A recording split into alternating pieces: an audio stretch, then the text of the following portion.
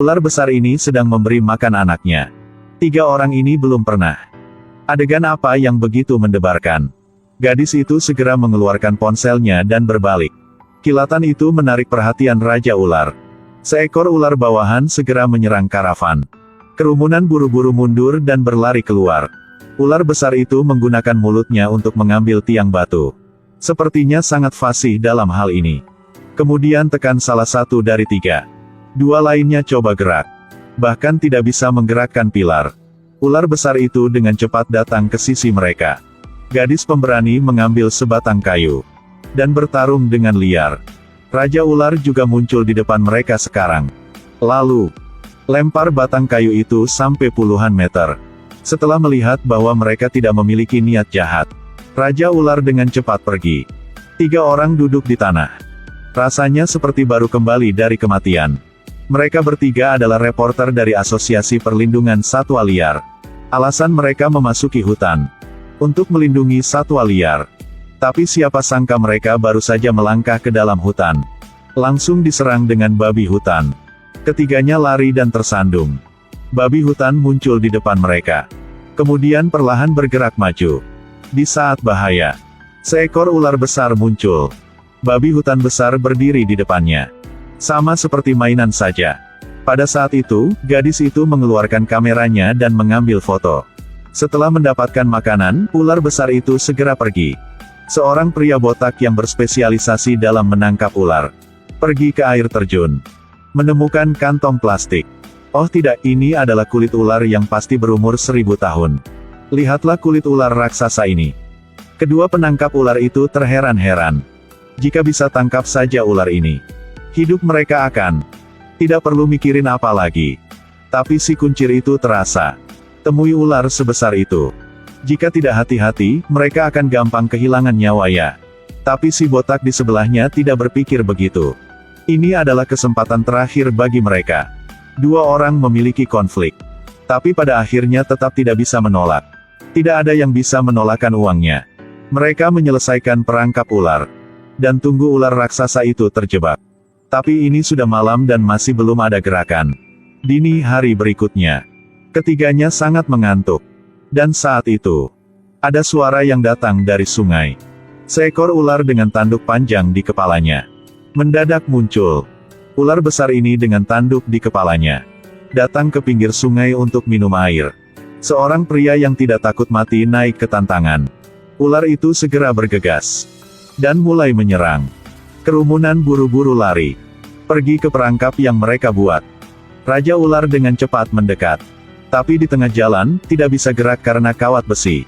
Mereka akan menutup jebakan. Tali yang tersangkut di udara tidak bergerak. Tidak lama kemudian, tali baja akhirnya putus. Kerumunan melarikan diri. Untungnya, Raja Ular tidak berniat untuk terus menyerang. Orang-orang beruntung lolos dari kematian. Dan 3 reporter itu juga menemukan 2 kakek dan cucu di hutan.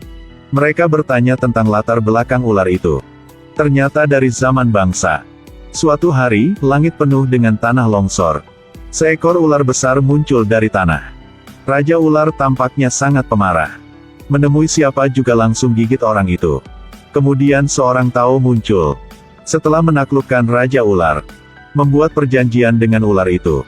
Jadi sejak saat itu, Raja Ular tidak pernah menyakiti manusia lagi. Bertiga reporter itu sekarang baru tahu asal-usul Raja Ular. Bagaimanapun, mereka udah di sini. Jadi kelompok itu memutuskan untuk membuat artikel tentang Raja Ular. Mereka pergi ke gua Raja Ular untuk menjelajah. Saat menyeberang jalan, kemudian dilihat oleh orang-orang botak. Melalui kata-kata mereka, orang-orang botak mendengar tentang Raja Ular.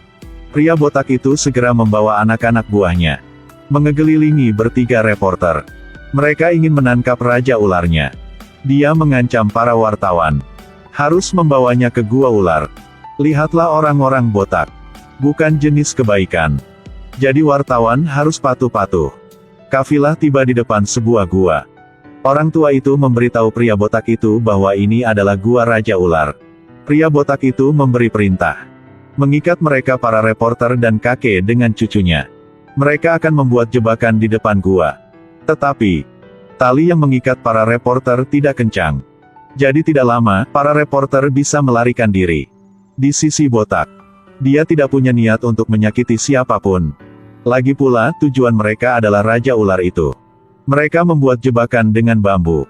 Kemudian bersiaplah untuk memancing Raja Ular keluar dari gua. Tidak lama setelah itu, Raja Ular benar-benar bergegas keluar dari gua. Orang yang tidak takut mati berlari ke depan untuk mengejek. Tapi Raja Ular hanya meniup satu nafas. Semut yang mereka tanam di depan gua langsung terhempas. Kali ini Raja Ular tidak bertahan lagi. Setiap kali membuka mulut, akan menelan satu orang. Lalu dengan lembut pergi ke sisi si kuncir. Dia sangat takut sehingga dia mengencingi di celananya. Langsung kabur. Tapi tidak bisa lepas dari mulut ular. Langsung dilempar ke pintu masuk gua oleh Raja Ular. Raja Ular dengan lembut mendekati pria yang dikepang itu. Dia akan menjadi umpan Raja Ular berikutnya. Dia melihat sekeliling. Hanya ada dua kata di hati, mati aku. Belum sempat lari. Raja Ular menggigit bajunya. Lalu melemparkannya langsung ke dalam gua. Kemudian, baru bangun. Segera diseret ke dalam gua oleh Raja Ular. Si botak pingsan. Disemalatkan dengan dua reporter. Lalu bawa dia keluar dari tempat bahaya ini. Baru sekarang dia menyadari betapa bodohnya ingin menangkap Raja Ular.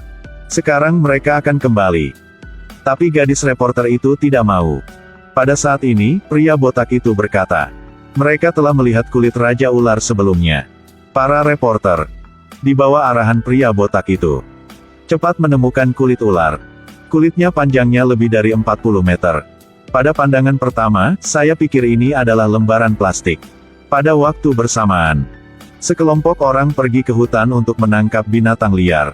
Melihat kijang langka, pemimpin ingin menembaknya. Orang-orang ini bergantung pada perdagangan satwa liar. Hasilkan banyak uang. Tapi sampai malam itu, mereka tersesat. Baru saja bertemu sekelompok orang botak. Setelah meminta untuk belajar cara turun gunung, kerumunan segera mengikuti. Dan mulailah mendirikan tenda. Persiapan pagi untuk melanjutkan keberangkatan. Tapi salah satu dari 3 reporter, sambil mengumpulkan kulit ular, tidak hati-hati dilihat oleh pria berambut panjang. Dia menatap terus. Dia belum pernah melihat kulit ular yang begitu panjang sebelumnya. Langsung memberitahu kepada pemimpin. Dan mengatakan bahwa ini kemungkinan besar adalah Raja Ular legendaris. Mereka juga datang ke sini untuk Raja Ular. Tunggu sampai hari berikutnya. Para wartawan akan pergi. Tiba-tiba para pemburu itu menghalangi jalan. Mereka bertanya tentang lokasi Raja Ular. Para wartawan hendak memprotes. Tapi mereka kalah jumlahnya. Jadi pada akhirnya para reporter ditundukkan. Pada saat itu, Raja Ular udah muncul. Para pemburu melihat Raja Ular segede begitu, langsung takut. Dan pada lari diri. Tetapi kecepatan Raja Ular lebih cepat. Setiap kali buka mulut akan menelan satu orang. Gadis reporter tidak takut mati. Juga mengeluarkan kamera dia untuk mengambil gambar. Pemimpin berlari ke pohon dan duduk untuk beristirahat. Tapi tidak lama kemudian, dia tiba-tiba merasa dirinya lemah.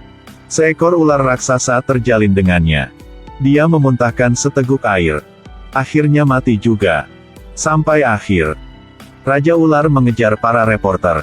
Ketahuilah mereka adalah orang baik. Jadi bahkan tidak menyerang. Hanya menakut-nakuti mereka. Lalu dia santai pergi dari situ. Film berakhir di sini. Manusia adalah penguasa semua makhluk hewan. Tetapi beberapa orang tidak peduli dengan kebaikan mereka sendiri. Menyembelih hewan. Merusak lingkungan. Keseimbangan alam juga rusak parah. Pada akhirnya, yang menanggung akibatnya juga adalah kemanusiaan.